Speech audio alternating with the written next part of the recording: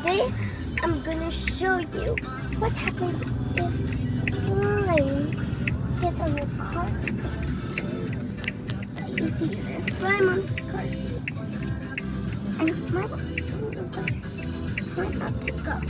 Well, I promise you it's okay. You need to make sure it's a water slime. Because any other slime would stick. And also on your hair. Water slime does not stick. I prefer water slime because it's not sticky.